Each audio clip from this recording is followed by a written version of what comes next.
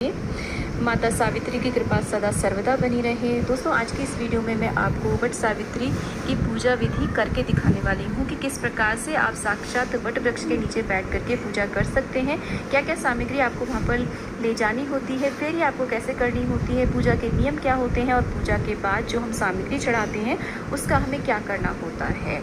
तो इससे पहले मैंने वट सावित्री पूजा में हमें किस किस सामग्री की आवश्यकता होती है, घर पर वट सावित्री की पूजा आप कैसे कर सकते हैं, वट सावित्री के व्रत में यदि आपको वट वृक्ष ना मिले या उसकी टहनी ना मिले तो आप किस प्रकार से पूजा कर सकते हैं। इससे रिलेटेड कई सारी वीडियोज़ है जिनकी एक मैंने प्लेलिस्ट बना दी है, उस प्लेलिस्ट का लिंक आपको डिस्क्रिप्शन में मिल जाएगा। तो वट सावित्री व्रत पूजा नियम से रिलेटेड सारी वीडियोज़ को आप ज़रूर देखें, बहुत ही आपको हेल्प रहेगी।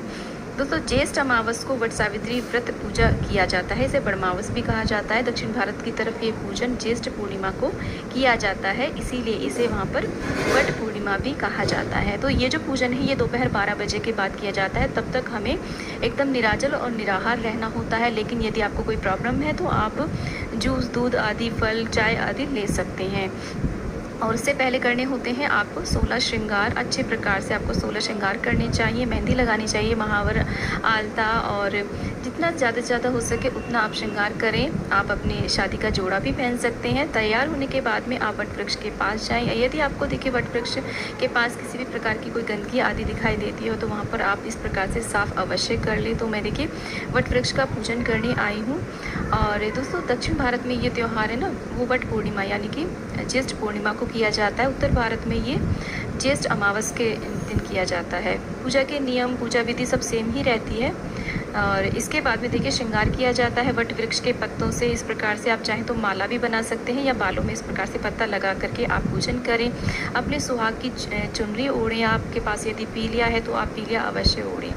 तो जो भी आपकी शादी की चुनरी हो ना, उसे ओढ़ करके आप इस पूजन को करें। तो देखिए इस प्रकार से मैंने चुनरी ओढ़ ली है और ये दोपहर 12 बजे के बाद ही ये पूजन किया जाता है। तो पहले हमने थोड़ी साफ़ सफाई कर ली, उसके बाद में देखिए यहाँ पर जल का छींटा दे करके जो भूमि है उसका हम शुद्धिकरण कर लेंगे थोड़ा सा इस प्रकार से। वैसे तो वट वृक्ष के नीचे की सारी भूमि शुद्ध ही होती है। और उसके बाद में हमें वट वृक्ष पर इस प्रकार से एक फेरी देते हुए जल चढ़ाना होता है। यहाँ पर आप चाहें तो देखिए बाल्टी से बहुत ज़्यादा भी जल अर्पित कर सकते हैं। इस जल में आप दूध मिला सकते हैं कच्चा, और कुछ मीठा मिला लें। इस तरीके से हमें फेरी देनी होती है। तो ये जो व्रत है ये सुहागन स्त्रियां अपने सुहाग की लंबी आयु के लिए करती हैं और अपने पति की यश, कीर्ति, उन्नति के लिए, संतान के लिए और सुखी संपन्न दाम्पत्य जीवन के लिए करती हैं। शास्त्रों के अनुसार ये व्रत सबसे पहले माता सावित्री ने अपने पति के प्राणों की रक्षा के लिए किया था, इसलिए इसे वट सावित्री व्रत पूजन भी कहा जाता है। इसकी एक कथा है, उससे रिलेटेड वीडियो भी आपको मेरे चैनल पे मिल जाएगा। तो देखिए मैंने सबसे पहले भूमि का शुद्धिकरण करने के बाद में वहाँ पे स्वास्तिक बनाया है। आप यहाँ पे हल्दी कुमकुम थोड़ा सा डाल लें, नीचे थोड़े से काले तिल डाल करके आप यहाँ पर एक कलश की स्थापना करें। मिट्टी का कलश बनाएं क्योंकि ये कलश हमें यही छोड़ना होता है। कलश के अंदर जल भरें, उसके अंदर लौंग, इलायची, सिक्का, सुपारी, हल्दी की गांठ और अक्षत, दूर्वा आदि डाल करके इस प्रकार से पंच पल्लव लगा लें। और एक पात्र रख के उसमें थोड़े काले तिल डाल करके इस प्रकार से एक दीप उस पर रख लें। देव कलश बना लें। आप चाहे तो यहाँ पर नारियल भी रख सकते हैं कलश में आप। और मैंने यहाँ पर वट वृक्ष का पत्ता लेकर के उसके ऊपर सुपारी से गणेश जी की और गोबर से गौरी माता की स्थापना करी है। और जो हमारी वट सावित्री व्रत की जो पुस्तक है ना, कथा की पुस्तक, उसकी भी स्थापना करी है, क्योंकि यहाँ पर हम यमराज जी का और वट सावित्री माता का पूजन करेंगे। इसके बाद में जल से सभी को स्नान करा देंगे। गौरी गणेश का सर्वप्रथम हम पूजन करेंगे। उनको स्नान कराने के बाद में सभी को हम वस्त्र रूपी कलावा, जनेऊ सभी को यहाँ पर हम अर्पित कर देंगे इस प्रकार से। देखिए तो वस्त्र रूपी कलावा आप अर्पित करें, क्योंकि देखिए आज विशेष रूप से वट वृक्ष का पूजन किया जाता है, तो उन्हें मैंने जनेऊ अर्पित किया है। इसके बाद में तिलक करेंगे। वट वृक्ष में ब्रह्मा, विष्णु, महेश तीनों का यहाँ पर वास माना जाता है, तो तीनों का ध्यान करते हुए आप इसका पूजन करें। चाहे तो आप देखिए त्रिदेव की मूर्तियाँ रख सकते हैं यहाँ पर मिट्टी की बना करके, और तीनों देवियों की मूर्तियों की भी स्थापना कर सकते हैं, जैसे कि वहाँ सरस्वती, महालक्ष्मी और गौरी मैया की तो हमने यहाँ पर स्थापना ऑलरेडी की हुई है, तो उनका भी आप विधि विधान से पूजन कर सकते हैं। वैसे बेसिकली आज के दिन वट वृक्ष का ही सर्वप्रथम मुख्य रूप से पूजन किया जाता है। उसके बाद में देखिए हमने कलश का भी पूजन किया है, सभी को टीका कर दिया है, चंदन से, रोली से सिंदूर अर्पित किया है गौरी मैया को और सावित्री मैया को। उसके बाद में ऐपन जो हम घर से बना करके लेकर के आए हैं वो लगा देंगे। अच्छी प्रकार से वट वृक्ष पर आप 7 बार, 11 बार अर्पित करें। उसके बाद में जो भी आप श्रृंगार की सामग्री लाए हैं उसको यहाँ पर चढ़ा दें। आप चाहें तो अपने यूज़ के लिए कोई भी चीज़ लाए हो वो भी यहाँ पर माता को चढ़ा करके बाद में आशीर्वाद स्वरूप में आप उसे ले सकते हैं। गणेश जी को दूर्वा चढ़ा दी है। जो भी फूल आपके पास उपलब्ध हो वो आप यहाँ पर अर्पित करें। और वट वृक्ष के ऊपर आप चाहें तो इस प्रकार से देखिए एक वस्त्र अर्पित कर सकते हैं, पीला या फिर भगवा कलर का, और एक पंखा। आप यहाँ पर 2 पंखे भी अर्पित कर सकते हैं। बांस की डलिया में रख करके जो भी मौसमी फल आते हैं ना वो अर्पित करें। एक श्रीफल ज़रूर अर्पित करें, कलावा लपेट करके इस प्रकार से। और जो भी भोग प्रसाद आपके यहाँ पर बनता हो वो यहाँ पर बरगदे बनते हो या फिर मीठे पूड़े पूड़ी बनते हो वो अर्पित करें। और अंकुरित काले चने का बहुत ही ज़्यादा महत्व होता है, वो सभी को इस प्रकार से अर्पित करेंगे। इस प्रकार से पूजा करने के बाद में हमें वट वृक्ष की हवा करनी होती है। उसके बाद में इस पंखे को देखिए 2 अगर आपने अर्पित किए हैं तो एक पंखा यहीं छोड़ दें, दूसरे को आपको घर ले जा करके अपने पति की सर्वप्रथम हवा करनी होती है। या फिर अगर आपके साथ आपके हस्बैंड आए हो तो वहीं पर आप इस पंखे से उनकी हवा करें। इसके बाद में हम वट सावित्री मैया से, गौरी मैया से और बड़ बाबा से हम इस प्रकार से आशीर्वाद स्वरूप पहले तो उनको देखिए हम सिंदूर लगाते हैं अपनी चुनरी के एक किनारे से, और उसके बाद में उनसे सुहाग लिया जाता है।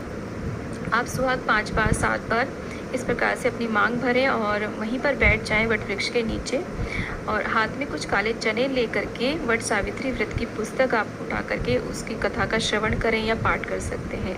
तो इस तरीके से वैसे ये जो कथा आदि किया जाता है, ये पूजन पूरे ग्रुप में किया जाता है, तो हो सके तो ग्रुप में ही आप इस पूजन को करें। नहीं तो देखिए इस पूजन में क्योंकि बहुत सारी सामग्री हमें ले जानी होती है तो किसी न किसी की हेल्प की तो आवश्यकता होती है, क्योंकि हमारा ही पूरा एक बैग भर जाता है जब हम इस पूजन के लिए जाते हैं। तो यहाँ पर देखिए कहीं पर भी कच्चे सूत से पहले हम फेरी देते हैं। एक फेरी आप चाहे तो ज़्यादा भी दे सकते हैं, 5 7 11। एक फेरी आप कच्चे सूत से इस प्रकार से अटका दें एक साइड में, और ऐसे इस प्रकार से आप पूजन करें। पूजन करते समय आप वट सावित्री मैया का ध्यान कर सकते हैं, वट वृक्ष का आप ध्यान कर सकते हैं।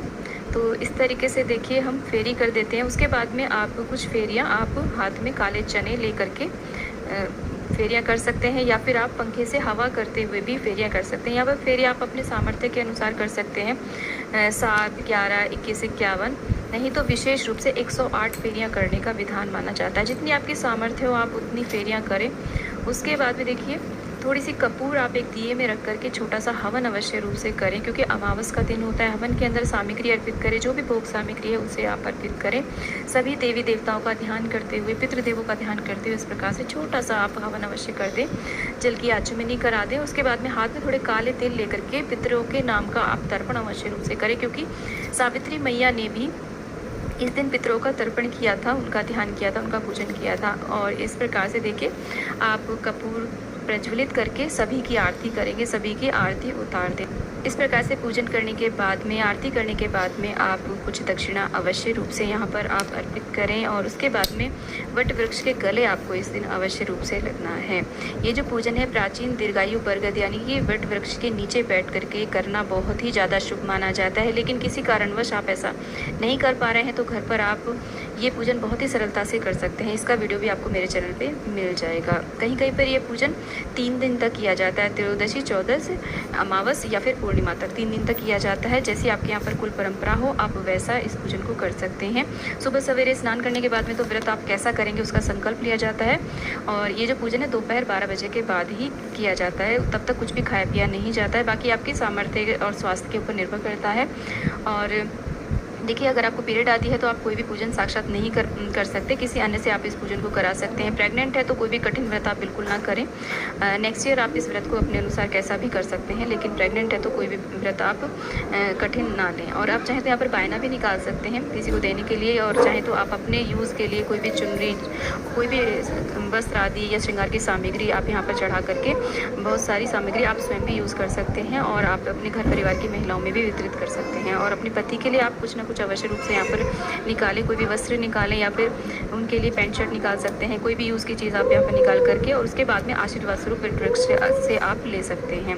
पूजन संपूर्ण होने के बाद में यहीं पर वट वृक्ष के नीचे पारण किया जाता है। पारण करने में आप देखिए घर से जल की एक बॉटल लेकर के आएँ या फिर मंदिर से ही जल ले लें। वहाँ पे वट वृक्ष के जो फल लगे हुए होते हैं उनसे भी कहीं कहीं पर पारण किया जाता है। उन्हें चबाया नहीं जाता, निकला जाता है पानी के साथ में, या फिर आप काले चने निगल करके भी इस व्रत का पारण कर सकते हैं। और कोपलें आती हैं छोटी छोटी छोटी सी, उनका भी निगल करके इस व्रत का पारण कर सकते हैं। जल पिया जाता है यहीं पर, जैसी कुल परंपरा हो आप वैसा यहाँ पर पारण करें, या फिर सिर्फ जल पी करके ही आप यहाँ पर व्रत का पारण कर सकते हैं। इसके बाद में दोस्तों जान लेते हैं कि यहाँ पर जो भी हमने सामग्री अर्पित करी है उसका हमें क्या करना है। देखिए, यदि आपने 2 पंखे अर्पित किए हैं तो 1 पंखा आपको यही छोड़ना होता है, दूसरा आप अपने घर ले जा सकते हैं, क्योंकि उससे आपको सर्वप्रथम अपने पति की हवा करनी होती है। कलश मिट्टी का इसलिए बनाया जाता है, उसे यहीं छोड़ा जाता है ऐसे ही। और कलश आप चाहें तो बड़ा घड़ा भी यहाँ पर रख सकते हैं, जो किसी के काम आ सके।